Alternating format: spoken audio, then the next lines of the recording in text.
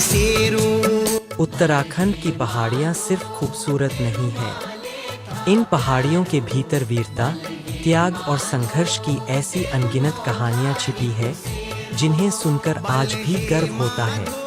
इन्हीं वीर गाथाओं में एक नाम है वीर माधो सिंह भंडारी, एक ऐसा योद्धा जिसने गढ़वाल की धरती की रक्षा के लिए तलवार उठाई और अपने गांव के खेतों को पानी देने के लिए पहाड़ का सीना चीर दिया। उनकी कहानी केवल युद्ध की कहानी नहीं है, यह कहानी है वीरता, नेतृत्व, त्याग और जनसेवा की। माधो सिंह भंडारी का जीवन लगभग 16वीं और 17वीं शताब्दी के आसपास का माना जाता है। उनका संबंध गढ़वाल के मलेथा क्षेत्र से जोड़ा जाता है। उनके जन्मवर्ष को लेकर अलग अलग स्रोतों में अलग अलग जानकारी मिलती है, इसलिए निश्चित जन्मवर्ष बताना मुश्किल है। लोक परंपरा में उनके पिता का नाम सोनबान कालो भंडारी बताया जाता है। कहा जाता है कि उनका परिवार वीरता और युद्ध परंपरा से जुड़ा हुआ था। माधो सिंह ने बचपन से ही पहाड़ों के कठिन जीवन को देखा। यही वातावरण आगे चलकर उनके व्यक्तित्व का हिस्सा बना। उनकी औपचारिक शिक्षा के बारे में प्रमाणित जानकारी बहुत कम मिलती है, लेकिन उनके जीवन से स्पष्ट होता है कि उन्हें युद्धकला, हथियार चलाने, घुड़सवारी और सैन्य रणनीति का अच्छा ज्ञान था। युवावस्था में माधो सिंह की वीरता और नेतृत्व की चर्चा गढ़वाल के राजदरबार तक पहुंची। उनका नाम विशेष रूप से राजा महिपत शाह के शासनकाल से जोड़ा जाता है। माले था प्यारो बल हे माधो तेरु नौखारी को शेरो।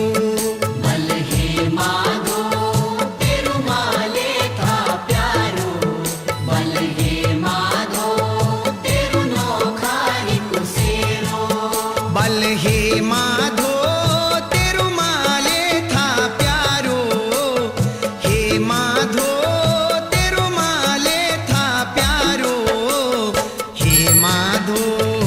माधो सिंह भंडारी की सबसे प्रसिद्ध वीरगाथाओं में तिब्बत की ओर सैन्य अभियान का उल्लेख मिलता है।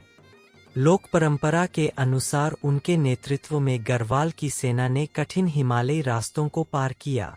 सोचिए, बर्फ से ढके ऊंचे पहाड़, कड़ाके की ठंड, दुर्गम रास्ते और सामने युद्ध का खतरा। ऐसी कठिन परिस्थितियों में माधो सिंह अपने सैनिकों के साथ आगे बढ़े। उनकी वीरता का वर्णन आज भी गढ़वाली लोकगीतों और पखवाड़ों में सुनने को मिलता है। कहा जाता है कि उनके नेतृत्व में सेना ने विजय प्राप्त की। इसी विजय की कहानी को उत्तराखंड की इगास बग्वाल की लोक परंपरा से भी जोड़ा जाता है। लोकमान्यता के अनुसार सैनिक दीपावली के समय घर नहीं लौट सके थे और लगभग 11 दिन बाद वापस पहुंचे। जब सैनिक गांव लौटे तो लोगों ने दीप जलाकर उनका स्वागत किया। हालांकि इगास की उत्पत्ति से जुड़ी अन्य लोक मान्यताएं भी है, इसलिए इसे माधो सिंह की कहानी से जुड़ी लोक परंपरा के रूप में समझना चाहिए।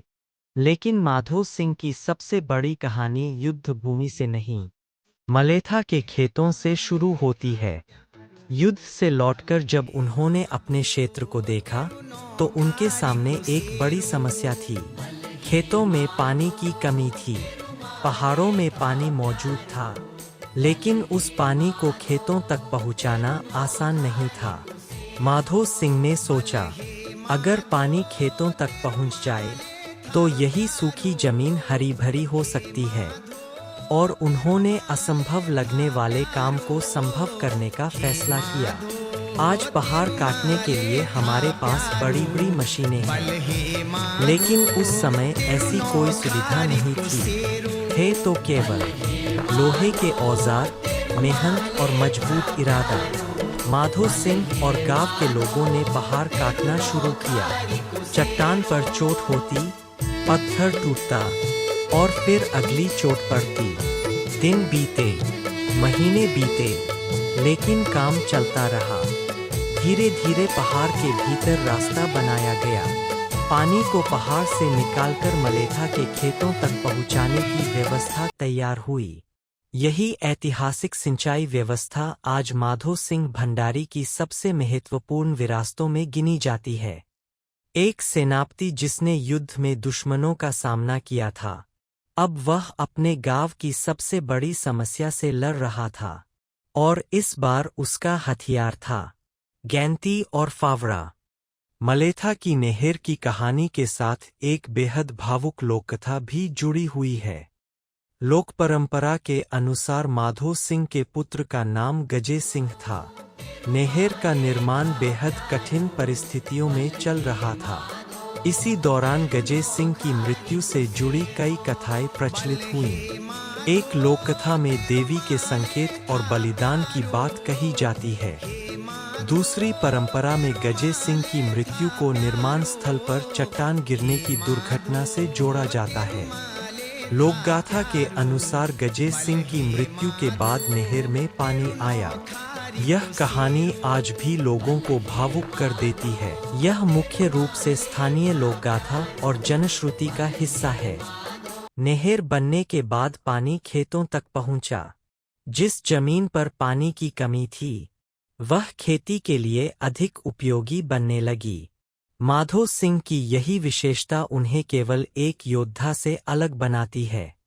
उन्होंने केवल राज्य की रक्षा के बारे में नहीं सोचा, उन्होंने अपने गांव और आने वाली पीढ़ियों के बारे में भी सोचा। उनकी कहानी हमें बताती है कि वीरता केवल युद्ध में तलवार चलाने का नाम नहीं है। कभी-कभी अपनी धरती के लिए पहाड़ काट देना भी वीरता है।